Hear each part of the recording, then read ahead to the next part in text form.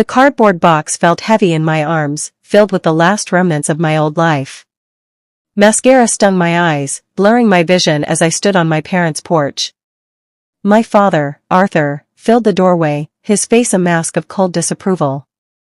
My mother, Helen, hovered behind him, wringing her hands. "Dad, I just need a little help," I pleaded, my voice cracking.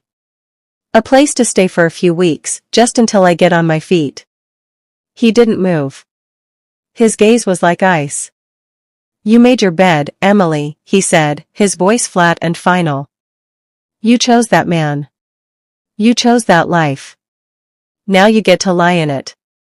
The humiliation burned hotter than any anger. I turned away, the box digging into my arms, tears streaming freely. As I drove away, I made a silent vow. I would never, ever ask him for anything again. But the image of his unsympathetic eyes was seared into my memory. The next few months were a blur of survival. I rented a tiny studio apartment that smelled of old carpet and despair. I juggled 2 jobs, waitressing during the day and data entry at night. My body ached with a constant fatigue. Meanwhile, my father's life seemed grander than ever. At a strained family barbecue, he held court on the patio, boasting about his investment portfolio and his flawless retirement plan. "It's all about choices," he announced, loud enough for me to hear from the kitchen. "Make smart ones, and you never have to worry." Later, as I helped my mother carry out dessert, I overheard him talking to my uncle. "Found the perfect place," he said. "A luxury cabin in Montana, right on the lake. Closing the deal next year."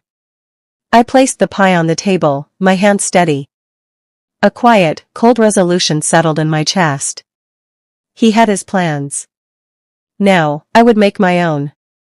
After 6 months of relentless work, I finally caught a break. I landed a modest job as a junior accountant at a reputable firm. It wasn't glamorous, but it was a desk, a steady paycheck, and a path forward. I started to remember the person I was before my marriage, capable, sharp with numbers, and determined. My father, however, remained a dark cloud. At my niece's birthday party, he cornered me by the punch bowl. "Still in that little apartment?" he asked, not bothering with a greeting. "A woman your age should be settled. It's a shame, this dependence." My mother offered me a weak, apologetic smile from across the room but said nothing. Later that week, while organizing onboarding documents at my new job, a familiar company logo caught my eye. It was my father's employer. His entire company retirement fund was managed by my new firm. My new boss, Patricia, was a stern but fair woman. She assigned me to assist with a routine audit of several pension accounts, including my father's company. My heart hammered the first time I saw the files, but I was professional. I did not interfere, I did not look for his name. I simply did my job, cross-referencing numbers and checking for discrepancies. My diligence impressed Patricia. "You have a good eye, Emily," she noted, which filled me with a sense of pride I hadn't felt in years. During a team meeting to discuss the audit's progress, Patricia projected a list of accounts flagged for a deeper review. My breath hitched. There, halfway down the screen, was his name, Arthur Miller. A cold shiver ran down my spine. The perfect plan had its first crack. A loud knock startled me one evening. I opened my apartment door to find my father standing there, his expression one of smug satisfaction. He hadn't come to check on me, he'd come to gloat. "Came to give you the news myself," he said, stepping inside without an invitation. "Put in the papers for early retirement. The cabin deal is moving faster than expected. I'll be on that lake by next fall." He looked around my small, sparse living space with a dismissive sniff. "Some of us planned our lives right, Em. You should have thought ahead." The irony was so thick I could taste it. He was so confident, so sure of his unshakable future. As he left, a grim realization dawned on me. The audit was a storm cloud on his horizon, and he was blissfully, arrogantly unaware. His plan wasn't as perfect as he thought. A few days later, I was tasked with filing the final audit paperwork. As I sorted through the documents, a confidential memo slipped from a folder.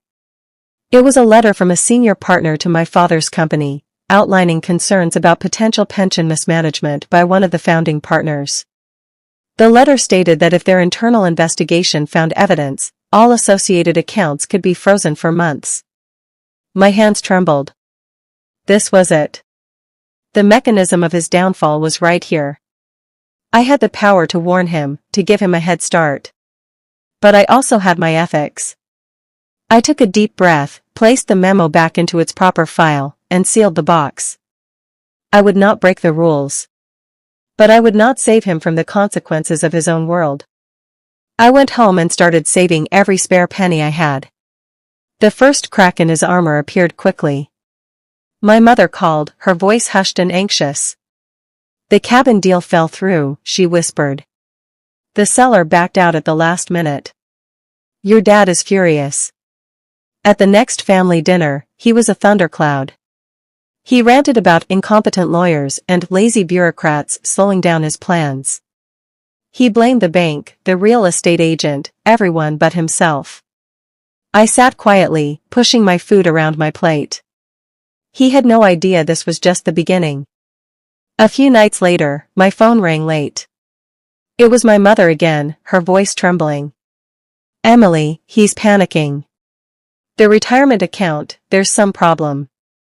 He might lose everything. I listened, my sympathy warring with the memory of his coldness on the porch. I stared at my phone, a drafted text message to my father glowing on the screen. Asterisk, I heard about the account freeze. I might be able to get some information. Asterisk, my finger hovered over the send button. This was my chance to be the bigger person, to extend an olive branch he didn't deserve. Maybe this would be the thing that softened him, that led to an apology. Then, the memory washed over me with painful clarity. The chill of the night air on my tear-stained cheeks. The weight of the box in my arms. The absolute finality in his voice, you chose that life. The words had felt like a door slamming shut. I took a deep, shuddering breath. My thumb moved to the delete button, erasing the message word by word. The bridge was burned, I would not try to rebuild it. The official notice arrived at my father's house. The company was freezing a portion of the pension fund pending a full financial and legal review. His money was locked away, inaccessible. His dream of an early retirement vanished overnight. He was forced to ask his company to delay his retirement, a bitter humiliation for a man who prized his independence above all else. He grew angry and withdrawn, blaming his partners, the government, the system. At work, I continued to handle the case with detached professionalism. Patricia called me into her office. Your integrity and diligence on this complex audit have been noted, Emily, she said. The partners are impressed. Effective immediately, you're being promoted to senior accountant. A new, powerful calm settled over me. The world was shifting, and I was no longer at the bottom. My mother insisted on a family dinner, a futile attempt to maintain normalcy. My father was silent through most of it, until he saw the new briefcase I'd bought myself as a promotion gift. A new bag, he sneered, unable to help himself. I hope you didn't waste your paycheck on it. You're still living paycheck to paycheck, after all. I, at least, had real savings. I put my fork down and looked directly at him. The room went quiet. You're right, Dad, I said, my voice even and clear. I am building my life one paycheck at a time. But sometimes, life has a way of teaching us what luck and good choices really mean. For a fleeting second, the arrogant mask slipped. I saw it in his eyes, a flicker of confusion, a crack in his unwavering confidence. He looked away first. The situation worsened. My father's company, rocked by the scandal, announced downsizing. His position was eliminated. The legal review concluded, and his pension payout was significantly reduced. The man who had built his identity on his financial independence was crumbling. The boasts about his perfect life were replaced by terrified whispers about debt and foreclosure. One evening, my mother showed up at my apartment, her face pale and etched with worry. She didn't even make it through the door. He doesn't know what to do, Emily, she cried softly. The bank is calling. He might lose the house. He has nowhere to go. I stood there, listening, the weight of her words settling over me.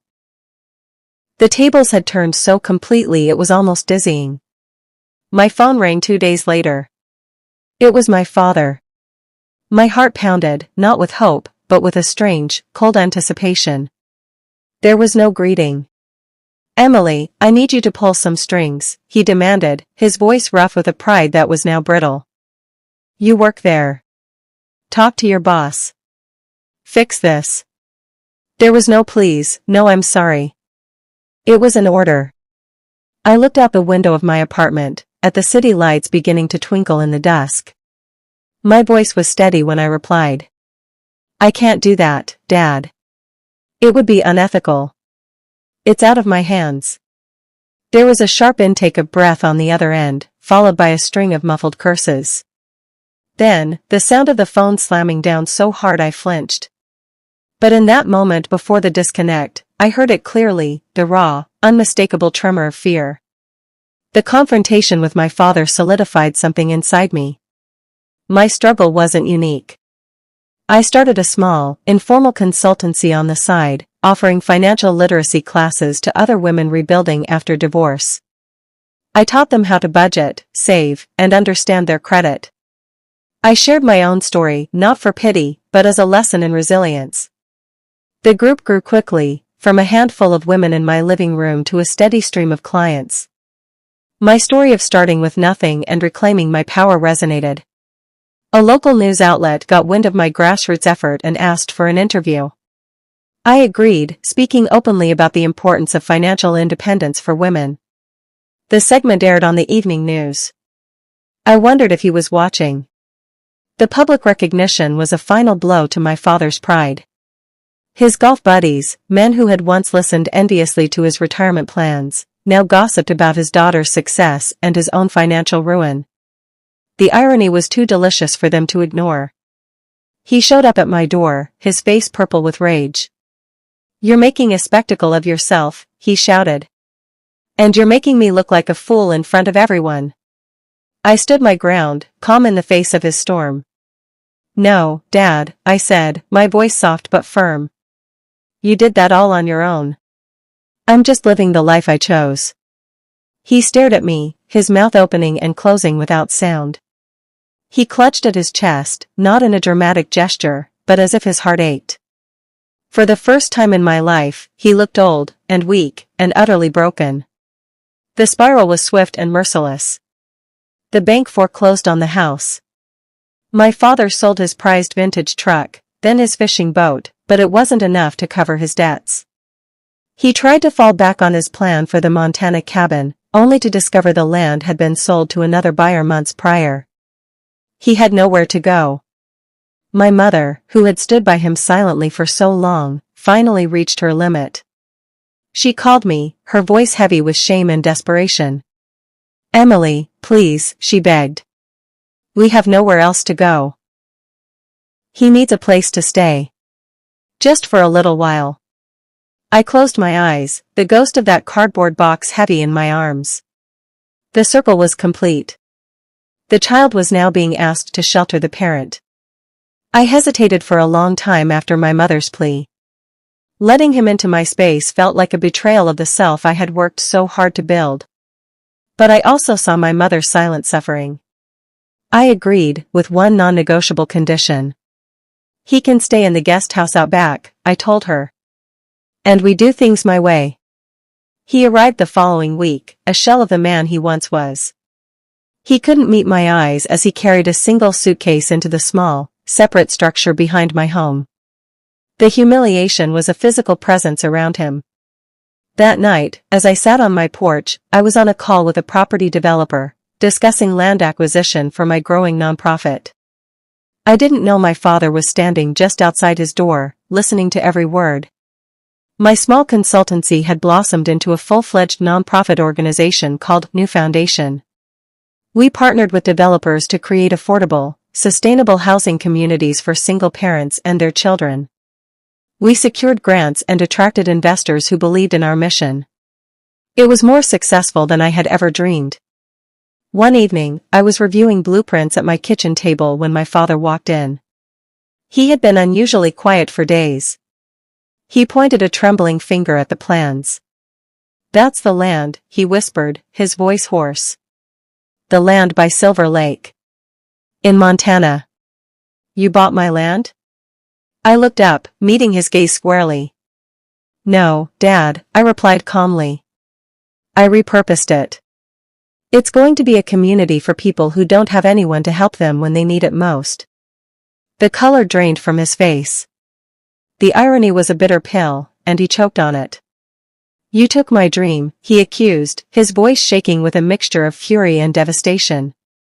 "You built your charity on the ruins of my retirement." I shook my head slowly. "I didn't take anything from you. Your dream was built on sand. Mine is built on solid ground. That land will house families who have nowhere else to turn.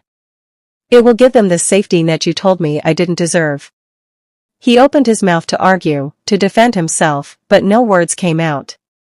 He just stood there, staring at the blueprints of the community that had replaced his lonely cabin, his shoulders slumping in defeat. For the first time in his life, my father was completely and utterly speechless.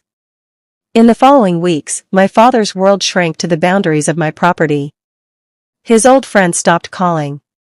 His golf clubs gathered dust in a corner. Stripped of his wealth and his pride, he was just a lonely old man.